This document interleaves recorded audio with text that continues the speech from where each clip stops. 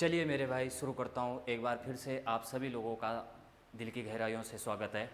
आज हम अभी तक आपने inorganic chemistry, chemical bonding, periodic table बहुत सारे एमसीक्यू आपने कर चुके हैं। अब हम आज अपना नया टॉपिक स्टार्ट करने जा रहे हैं। नए टॉपिक के एमसीक्यू और कॉन्सेप्ट हम आज की क्लास में करने वाले हैं। आपका टॉपिक रहने वाला है जीओसी। टॉपिक कौन सा रहने वाला है मेरे भाई?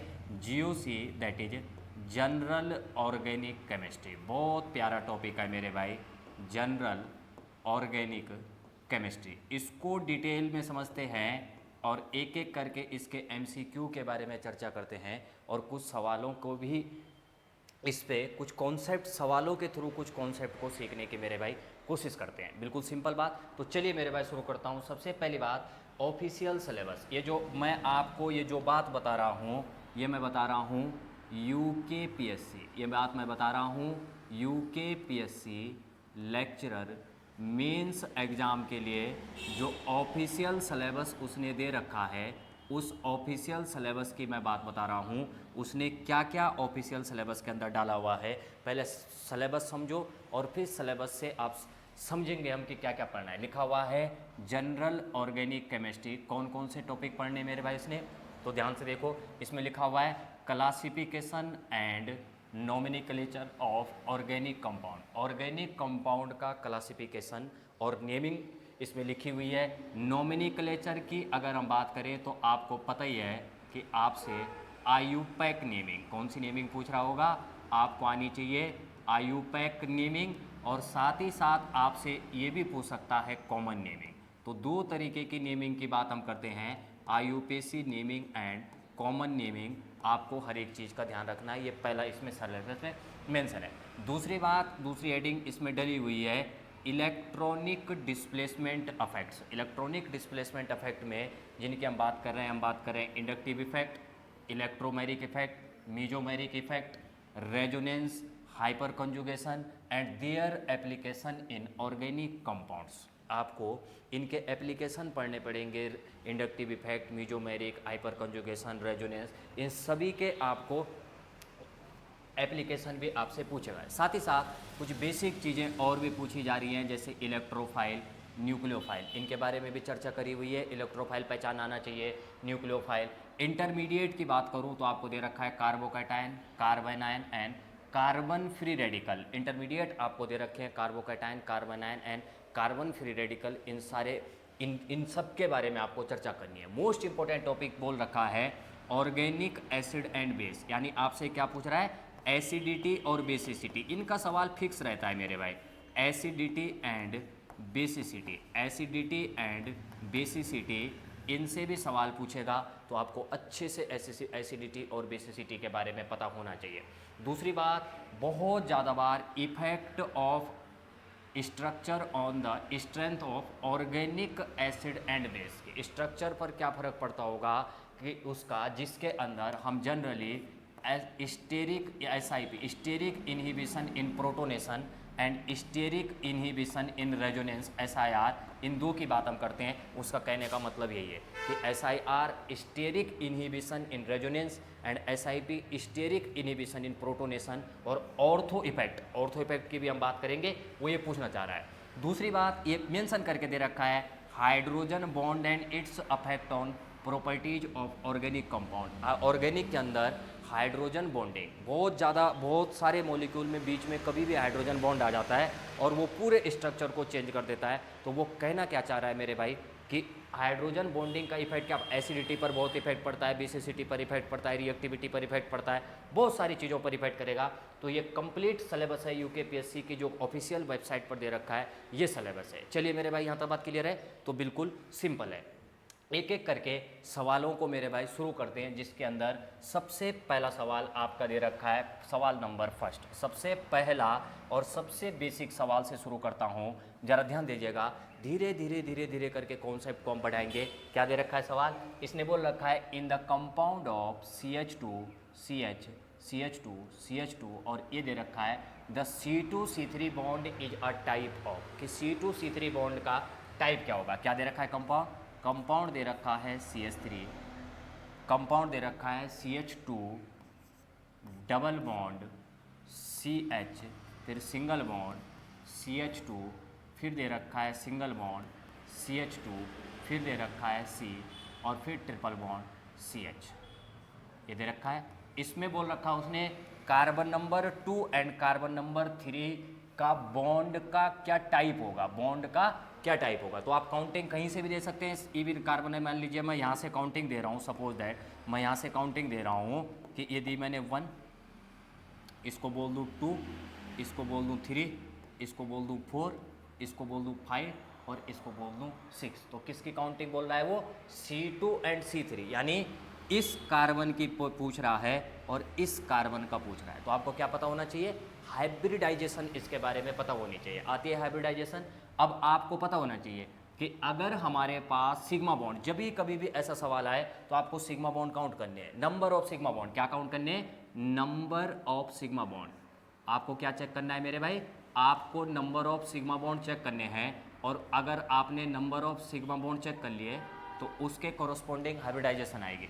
जैसे मान लीजिए नंबर ऑफ सिग्मा बॉन्ड 2 आ रहे हैं तो हाइब्रिडाइजेशन हो जाएगी sp, 3 आ रहा है तो हाइब्रिडाइजेशन आ जाएगी sp2, 4 आ रहा है तो हाइब्रिडाइजेशन आ जाएगी sp3। तो ये चेक करना है जी, है ना। तो ध्यान से देखो, सबसे पहले इसका देखा कितने sigma, not pi only sigma, तो 1 सिग्मा, पाई कैलकुलेट नहीं करना है, 1 सिग्मा और एक इस हाइड्रोजन के साथ सिग्मा, यानी 3 सिग्मा, यानी ये तो रहा sp2, ये तो रहा sp2। जबकि ये कैसा रहा, 2 ये 1 2 और 2 हाइड्रोजन के साथ 4, यानी sp3। तो जो बॉन्ड बना होगा वो बॉन्ड बना होगा sp2 sp3। कौन सा बॉन्ड बना होगा जी, sp2 sp3, that is correct option is D option, sp2 sp3 ये रहेगा। और आप मास्टर लोगों, आपको तो पता ही है कि अगर कहीं पर सारे बॉन्ड सिंगल हैं, याद रखें, इससे आप इसको इस तरीके से भी कर सकते हैं कि अगर सारे बॉन्ड सिंगल हैं, अगर सारे बॉन्ड सिंगल हैं तो हाइब्रिडाइजेशन आएगी sp3। अगर बॉन्ड हुई डबल बॉन्ड तो हाइब्रिडाइजेशन आएगी sp2। अगर सारे ट्रिपल बॉन्ड हुआ तो ट्रिपल बॉन्ड का मतलब ट्रिपल बॉन्ड, ऐसे लिखता हूँ ट्रिपल। अगर बॉन्ड ट्रिपल हुई तो ट्रिपल बॉन्ड का मतलब आएगा sp। कैसा आएगा मेरे भाई, sp। तो सिंपल है, तो पहले का आएगा option number D is correct मेरे भाई, सिंपल है। पहला सवाल यह था जी। दूसरा, अब आया प्यारा सवाल, विच of the following contain electrophile only. क्या पूछा हुआ है, विच of the following contain electrophile only. यहाँ पर लिखा हुआ था इलेक्ट्रोफाइल को पहचानने के लिए लिखा हुआ था इलेक्ट्रोफाइल एंड न्यूक्लियोफाइल। तो बिल्कुल ऑफिशियल सिलेबस से मैच करते हुए मैंने सवाल ला रखे मेरे भाई। तो which of the following as electrophile only, है ना। क्या पूछना चाह रहा है कि इनमें से किस में केवल इलेक्ट्रोफाइल है। अब समझो इलेक्ट्रोफाइल क्या होता है, तभी तो कॉन्सेप्ट बात बनेगी। तो कॉन्सेप्ट सीखने हैं मेरे भाई, है ना। ऑर्गेनिक को पढ़ने का तरीका ऐसे रहना चाहिए। आपसे क्या पूछना चाह रहा है, आपसे पूछना चाह रहा है कि इनमें से कौन सा इलेक्ट्रोफाइल होगा केवल। अब समझो क्या होता है इलेक्ट्रोफाइल, ध्यान से सुनेंगे, इलेक्ट्रोफाइल। अब इलेक्ट्रोफाइल 2 वर्ड से मिलकर बना हुआ है, इलेक्ट्रो एंड फाइल। किससे मिलकर बना हुआ है, चेक करो। इलेक्ट्रोफाइल 2 वर्ड से मिलकर बना हुआ है। Number first one is that is electro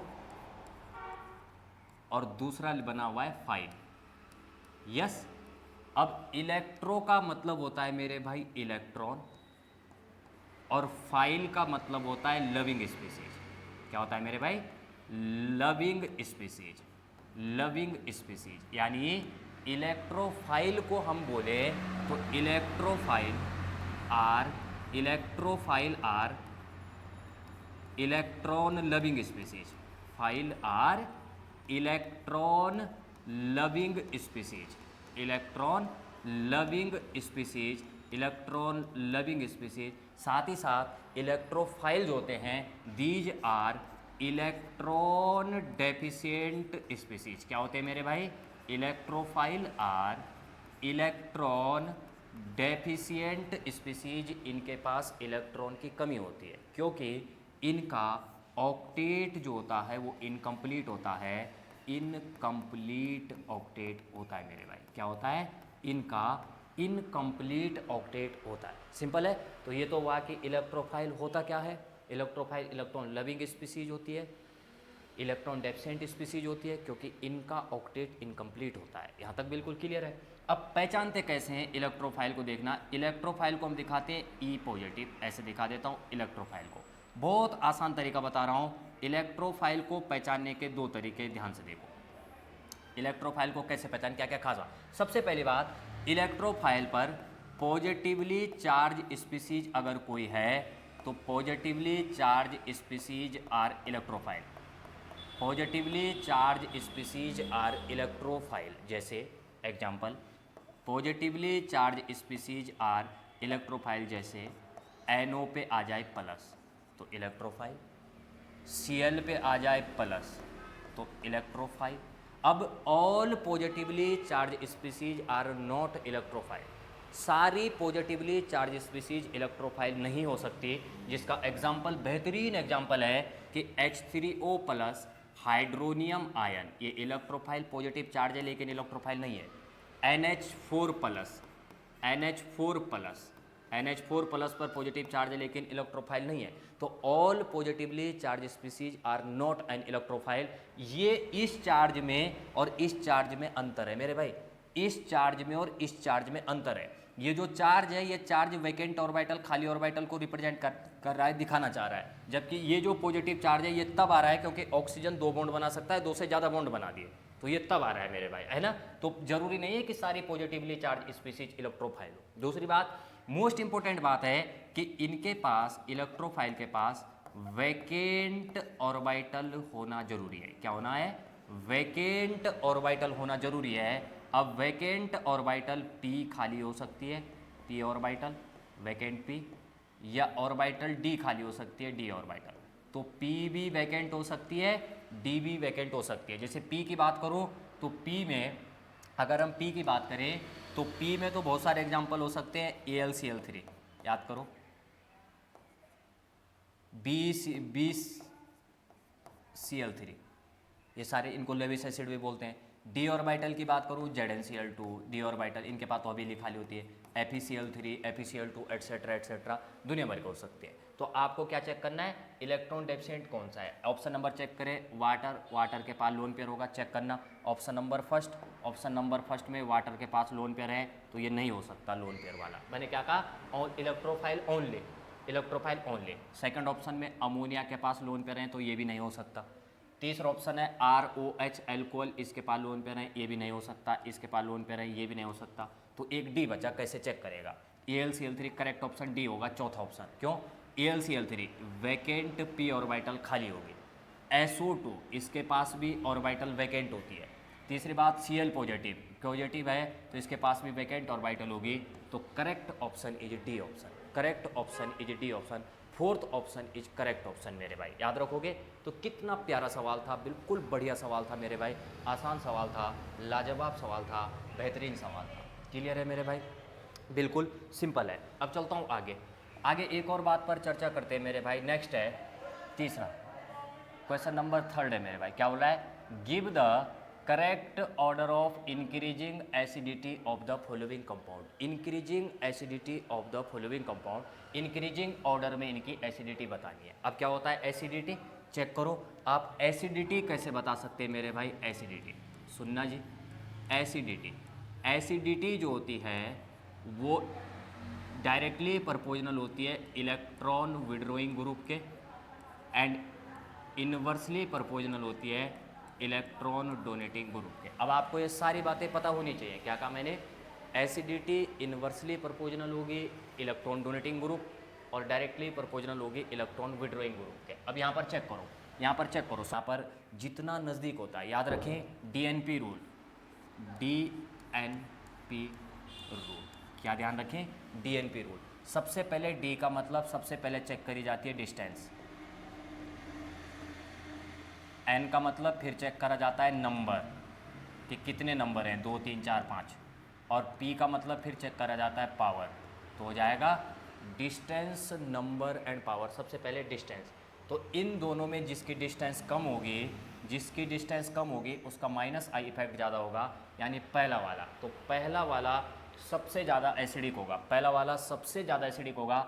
एक ही ऑप्शन में ऐसा है, पहला वाला। चेक करो ऑप्शन एलिमिनेशन, एक ही ऑप्शन ऐसा है पहला वाला सबसे ज़्यादा एसिडिक होगा, पूरा सवाल करने की जरूरत भी नहीं है। फिर थर्ड आएगा, correct option is this one. कितना प्यारा है, कितना प्यारा है। तो ये बिल्कुल सिंपल सवाल है मेरे भाई, है ना। तो पहला वाला ऐसे याद रखेंगे। तो आप ऑप्शन एलिमिनेट करें ऑर्गेनिक में, तब जल्दी सॉल्व हो जाएंगे सवाल, तब जल्दी सॉल्व हो जाएंगे। नेक्स्ट सवाल, और बढ़िया सवाल, और प्यारा सवाल आ गया मेरे भाई, और बढ़िया सवाल आपके पास आ गया। क्या पूछा इस बार? इस बार उसने पूछा मेरे भाई कि the correct order which of the following is the lowest pK value. क्या पूछ रहा है? Lowest pK value. और जब भी मैं आपसे आज के बाद पीके वैल्यू पूछूं तो आप समझ जाना pK value is inversely proportional to acidity. PK value is inversely proportional to acidity, मतलब एसिडिटी का ऑर्डर निकाल दो, जितना ज़्यादा एसिडिक होगा उसकी वैल्यू उतना पीके उसकी सबसे ज़्यादा। तो लोएस्ट पूछ रहा है, यानी जो इनमें सबसे ज़्यादा एसिडिक होगा। चेक करो यहाँ पर NO2 electron withdrawing group, NO2 electron withdrawing group, Cl ये लगा हुआ है। मैंने क्या बोला? सबसे पहले चेक करा जाएगा डिस्टेंस। तो डिस्टेंस के, ये तो दूर हो गया, ये तो बाहर हो गया, ये नज़दीक है, अल्फा कार्बन पे है ना, ये अल्फा कार्बन पे, ये भी अल्फा कार्बन पे, ये भी अल्फा कार्बन पे। तो डिस्टेंस तो इन तीनों में, ये तो बीटा पे है तो ये बाहर हो गया ऑप्शन। अब डिस्टेंस तो तीनों में सेम आ रही है, अल्फा अल्फा पे, अल्फा अल्फा पे। अब करते हैं नंबर, जितने ज़्यादा ग्रुप होंगे, इसमें 2 क्लोरीन है, यानी पक्का ही पक्का ये सबसे ज़्यादा एसिडिक होगा। और सबसे ज़्यादा एसिडिक होगा तो इसकी पीके वैल्यू सबसे कम होगी, पीके वैल्यू सबसे कम होगी। ये क्यों नहीं हुआ? NO2 हालांकि NO2 स्ट्रॉन्ग इलेक्ट्रॉन विड्रॉइंग है, लेकिन इलेक्ट्रॉन विड्रॉइंग जो वो होगी पावर, वो तो बाद में देखी जाएगी। पहले डिस्टेंस फिर नंबर फिर पावर, पहले डिस्टेंस फिर नंबर फिर पावर मेरे भाई, ऐसे पढ़ा जाएगा। बिल्कुल सिंपल, एक बार चेक कर लो, पहले डिस्टेंस फिर नंबर फिर पावर, याद रखेंगे, डिस्टेंस नंबर और पावर। क्लियर है मेरे भाई? बिल्कुल सिंपल सवाल था, बढ़िया बेहतरीन सवाल था। अब आ गया न्यूक्लियोफाइल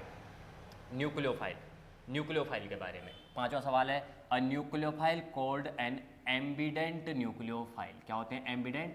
एम्बिडेंट न्यूक्लियोफाइल। क्या होते हैं मेरे भाई? Ambient nucleophile. एम्बिडेंट सेक्स समझना, स्टेटमेंट से पढ़ के बता देते हैं, स्टेटमेंट से पढ़ के। पहला, it is capable of acting as a nucleophile as well as electrophile. गलत बात, नहीं हो सकता। दूसरा, it's acting atom as 2 lone pair. नहीं जी, जरूरी नहीं है 2 lone pair. It as 2 possible electron donating site.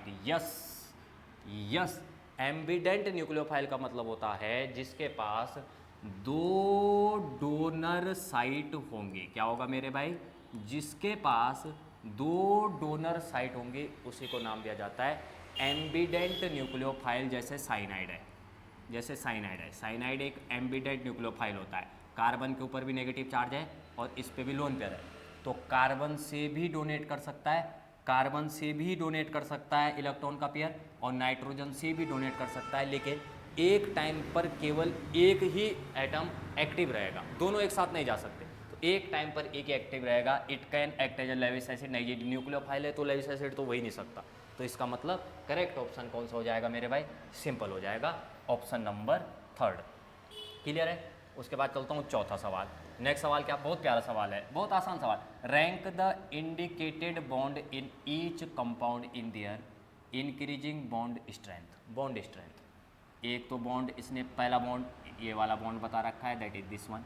दूसरा बॉन्ड ये ट्रिपल बॉन्ड है और ये डबल बॉन्ड है। अब ये तो बहुत ज़्यादा आसान सवाल है, आपको पता ही है कि जो ट्रिपल बॉन्ड होगा वो सबसे ज़्यादा स्ट्रॉन्ग होगा, देन डबल बॉन्ड, और सबसे कम स्ट्रॉन्ग होता है सिंगल बॉन्ड। ये तो कोई ज़्यादा पूछने वाली बात है भी नहीं। तो ट्रिपल बॉन्ड यानी बॉन्ड नंबर 2 सबसे ज़्यादा स्टेबल ए के ऑप्शन में आ रहा है, that is this one. Second option is crystal clear. इतने प्यारे प्यारे सवाल आपको सिंपल है।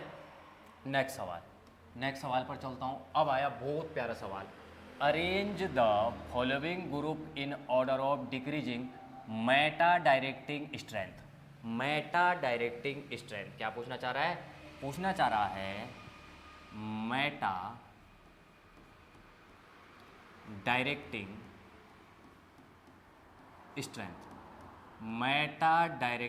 स्ट्रेंथ। अब समझते हैं हम मेटा डायरेक्टिंग स्ट्रेंथ क्या होती है। मेटा डायरेक्टिंग स्ट्रेंथ ये रहा, मान लीजिए बेंजीन है,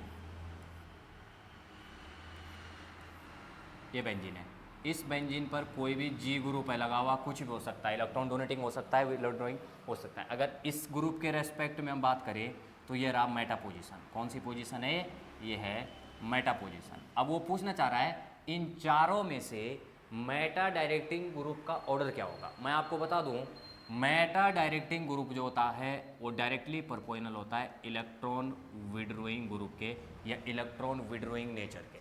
जितना ज़्यादा कोई इलेक्ट्रॉन को खींचता है वो उतना मेटा पे जाता है, मेटा पे जाता है। तो चेक करें इनमें से कौन सबसे स्ट्रॉन्ग है। तो चेक करें, अगर आपने GOC पढ़ी है तो NR3 इन सब में से सबसे पावरफुल -I इफेक्ट शो करता है, सबसे पावरफुल इफेक्ट शो करता है NR3। NR3 के बाद आता है NO2, NR3 के बाद आता है NO2, NO2 के बाद आता है NR3 NO2, उसके बाद आता है साइनाइड, उसके बाद आता है साइनाइड, उसके बाद आता है साइनाइड, और साइनाइड के बाद आखिरी में आता है C+OH। अगर ये नहीं पता लग रहा तो मेरे भाई आपको GOC में फिर दिक्कत है, आपको GOC में दिक्कत है तो दिक्कत नहीं होनी चाहिए, इसका भी पहले ऑप्शन। NR3 से बात, ऑप्शन जरूर देखें ना, सवाल सॉल्व करने से पहले ऑप्शन जरूर चेक करें मेरे भाई। सिंपल है, तो इसका ऑप्शन भी ये वाला रहेगा। क्लियर हुई भाई मेरे बात? बिल्कुल सरल सवाल था, बढ़िया सवाल था, प्यारा सवाल था। पॉइंट भी नोट करते रहें बराबर, और इसी तरीके के बेहतरीन कॉन्सेप्ट आप सीखेंगे धीरे धीरे करके। ऑर्गेनिक में दिक्कत आ सकती है आपको, लेकिन हमारे होते हुए दिक्कत आपको नहीं होगी। नेक्स्ट सवाल, क्वेश्चन नंबर 8। क्वेश्चन नंबर 8 आपसे क्या पूछना चाह रहा है मेरे भाई, आपको 3 स्ट्रक्चर दे रखे हैं, 3 structure. Among these 3 canonical structure, canonical structure या resonating structure through more are possible, what would be their relative contribution in hybrid. Relative contribution in hybrid यानी कहने का मतलब जाने अनजाने में ये आपसे स्टेबिलिटी पूछ रहा है, बस stability of RS resonating structure. क्या पूछ रहा है? Stability of resonating structure.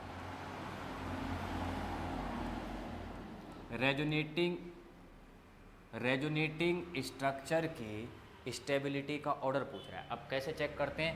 3-4 point आप ध्यान रखें, कोई भी स्ट्रक्चर आएगा आप आसानी से बता पाओगे। सबसे पहली बात, सबसे पहला 4 पॉइंट ध्यान रखना बस रेजोनेटिंग स्ट्रक्चर की स्टेबिलिटी को चेक करने के लिए। कौन कौन से 4 पॉइंट? सबसे पहला पॉइंट, अगर किसी स्ट्रक्चर में सारे एटम का ऑक्टेट जो है वो ऑक्टेट कंप्लीट है तो वो स्ट्रक्चर सबसे ज़्यादा स्टेबल होगा। ये या इससे पहले एक फैक्टर और, सबसे पहले ये जो फैक्टर आप अप्लाई करें, ये फैक्टर आप सीक्वेंस में अप्लाई करें। सबसे पहला ऐसे बताता हूँ तब और आसान हो जाए। सबसे पहली बात, हमेशा न्यूट्रल स्पीसीज, कोई भी हमेशा न्यूट्रल स्पीसीज होगी वो हमेशा चार्ज स्पीसीज से हमेशा ज़्यादा स्टेबल होगी, हमेशा, ऐसा हमेशा होगा। तो ये सीक्वेंस में लगाने, पहले पहला फिर दूसरा फिर तीसरा, है ना। तो न्यूट्रल सबसे ज़्यादा स्टेबल। दूसरी बात, अगर जिस स्ट्रक्चर में, उसमें मैंने क्या बोला, हमेशा वो स्टेबल होगा। क्या होगा मेरे भाई? वो स्टेबल होगा। क्लियर है? दूसरी बात, अगर किसी का ऑक्टेट कंप्लीट है, सारे एटम का जिसमें ऑक्टेट कंप्लीट होगा वो स्ट्रक्चर स्टेबल माना जाएगा, और अगर किसी का ऑक्टेट इनकम्प्लीट है तो स्टेबल लेस स्टेबल होगा।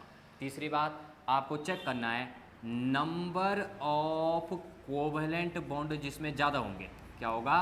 नंबर ऑफ कोवेलेंट बॉन्ड जितना ज़्यादा किसके पास होंगे, इस बात का मतलब वो उतना ज़्यादा स्टेबल होगा। नंबर ऑफ कोवेलेंट बॉन्ड आप चाहें तो पाई बॉन्ड भी कंसीडर कर सकते हैं और आसान पड़ जाएगा। लास्ट आखिरी पॉइंट आपको चेक करनी पड़ती है parking of charge, parking of charges, charges की पार्किंग। चार्जेज, अब चार्जेज में आपको पता ही है 2 तरीके के चार्ज होंगे, या तो पॉजिटिव होगा या तो निगेटिव होगा। पॉजिटिव चार्ज, जिस स्ट्रक्चर में positive charge less electronegative atom पर होगा वो स्टेबल होगा, जबकि जिसमें मोर इलेक्ट्रोनेगेटिव एटम पर नेगेटिव चार्ज होगा वो स्टेबल होगा। 4 पॉइंट है। एक और पॉइंट भी बोल सकते हैं कि सिमिलर चार्जेस दूर दूर रहने चाहिए और अपोजिट चार्जेस पास पास रहने चाहिए, तो वो स्ट्रक्चर स्टेबल होगा। अगर इस हिसाब से ध्यान से देखें, जो समझदार होगा अपने आप ही बता देगा। पहला स्ट्रक्चर चेक करो, न्यूट्रल है, तो इसका मतलब पहला तो सबसे ज़्यादा स्टेबल पहला ही है, तो पहला ऑप्शन यानी कि ये तो कट गए ऑप्शन, दो तो कट गए, या तो ए होगा या तो बी होगा। अब इन दोनों में चेक करो, अगर आप ध्यान से चेक करें तो यहाँ पर कार्बन का ऑक्टेट इनकम्प्लीट है, कार्बन का ऑक्टेट इनकम्प्लीट है, यानी ये पक्का ही पक्का ये जो सेकंड वाला होगा ये कम होगा। और number of pi bond check करो, इसके पास कितने, एक ही पाई बॉन्ड है, इसके पास एक दो पाई बॉन्ड है, तो सबसे ज़्यादा स्टेबल होगा पहला, फिर तीसरा, फिर दूसरा, ये वाला। इतनी स्पीड में होने चाहिए सवाल, ये कोई सवाल है, बहुत बेसिक सवाल है, मास्टर लोग हो तुम, तो ऐसे करना है मेरे भाई, ऑप्शन एलिमिनेट करके, ऑप्शन एलिमिनेट करके। बहुत ही प्यारा सवाल था, बहुत ही प्यारा सवाल था, आसान सवाल था। आगे चलूँगा मेरे भाई, आगे चलूँगा, बिल्कुल सिंपल बात। अब ये भी आ गया जी, ये तो बहुत आसान आ गया। क्या पूछना चाह रहा है सवाल में, अगर आपको सवाल सही से दिखाऊं तो ये क्या पूछना चाह रहा है सवाल में, एन ऑर्गेनिक कंपाउंड है, molecular formula C9H18, molecular formula दे रखा उसने C9H18, ये दे रखा है। उसने बोला it's all carbon atom are sp3, यानी जो स्ट्रक्चर बनेगा इसका उसमें सारे कार्बन sp3 हाइब्रिडाइज होने चाहिए, and all hydrogen atom are identical, यानी जितने भी हाइड्रोजन एटम है वो सेम होने चाहिए।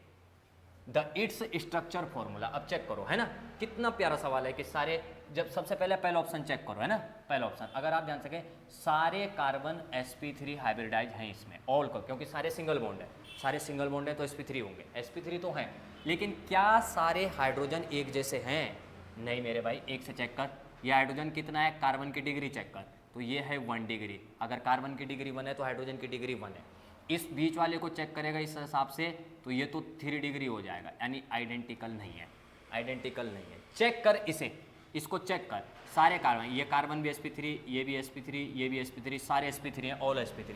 हाइड्रोजन अगर चेक करें तो ये भी प्राइमरी, ये भी प्राइमरी, ये भी प्राइमरी, ये भी प्राइमरी, ये भी प्राइमरी, ये भी प्राइमरी। कैसे चेक करते हैं डिग्री, जिस कार्बन से हाइड्रोजन अटैच होगा, जो कार्बन की डिग्री होगी वही हाइड्रोजन की डिग्री होगी, जो कार्बन की डिग्री होगी वही हाइड्रोजन की डिग्री होगी। कैसे चेक करता है, कार्बन डायरेक्ट कितने कार्बन से अटैच है, जैसे ये कार्बन डायरेक्ट इसी कार्बन से अटैच है तो इसका मतलब इसकी डिग्री 1 होगी, इसका मतलब हाइड्रोजन की डिग्री 1 होगी, तो सारे कार्बन 1 डिग्री हैं, चेक कर, इसका मतलब करेक्ट ऑप्शन यही होना चाहिए, क्योंकि इसमें नहीं है, देख चेक कर, यहाँ पर क्या हाइड्रोजन है लेकिन वो कार्बन 2 डिग्री है, वो कार्बन 2 डिग्री है, हाइड्रोजन 2 डिग्री, यहाँ पर 1 डिग्री है, तो सारे सेम होने चाहिए, इसमें बिल्कुल है, यहाँ पर देख अलग आ रहे हैं, यहाँ पर देख अलग आ रहे हैं। तो इस तरीके से ये बढ़िया सवाल था, कॉमन सेंस वाला सवाल था, बेसिक सवाल था, कोई ज़्यादा बड़ा लॉजिक नहीं था। आगे चलो, अब आ गया जी मोस्ट इंपॉर्टेंट सवाल, which carbocation is the most stable. Carbocation की स्टेबिलिटी क्या होती है, जितने ज़्यादा इलेक्ट्रॉन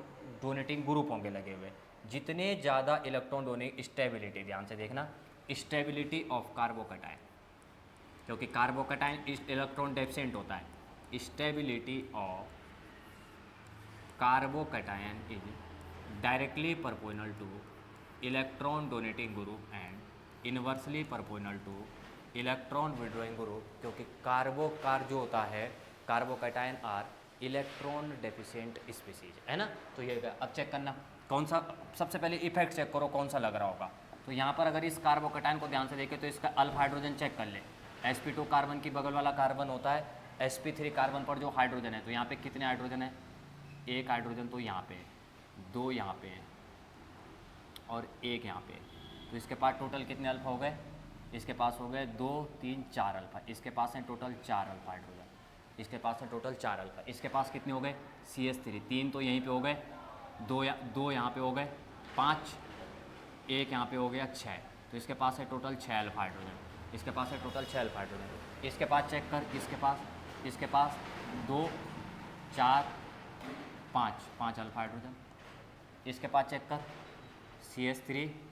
CH3 3 और 3 6 और 2 8, तो सबसे ज़्यादा इसके पास है, तो इसका मतलब ये स्ट्रक्चर सबसे ज़्यादा स्टेबल स्ट्रक्चर भी यही होगा।